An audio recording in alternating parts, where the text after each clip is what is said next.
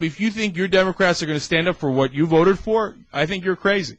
I think they're totally spineless, and I don't say that as like, oh, I don't like Democrats, never liked Democrats or anything like that. I say that based on pure evidence.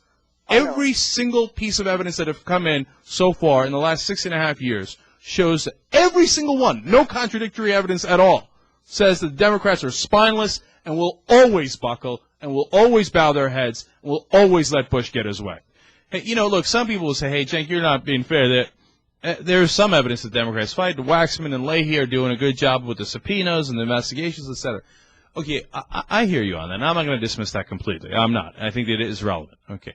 But show me one bill or one resolution where they actually voted against Bush, where it mattered. Okay, where they said, okay, no, you are not allowed to do this.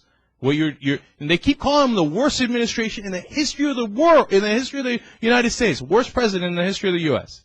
And show me one resolution, bill, anything, censure, impeachment, forget all that. I'm not even going down that road. I'm just saying, hey, you can't have the Iraq funding, or hey, you can't get your way in FISA, or hey, you can't get your way on torture. Hey, you can't get your way on the can't have your lying, dishonest Attorney General speed up the death penalty process whenever he sees fit. Hey, you can't get this judge because he believes in the unitary executive theory that is not a Democrat thing. Hey, you can't get show me one thing. I'll show you 100 on the opposite direction where they buckled. You show me one where they stood up. You can't do it. There isn't one. Because they suck.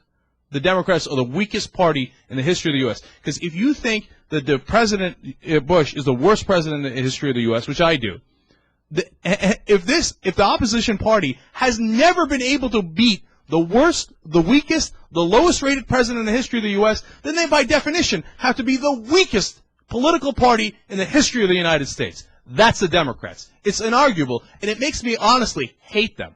And it makes me sick to vote for them.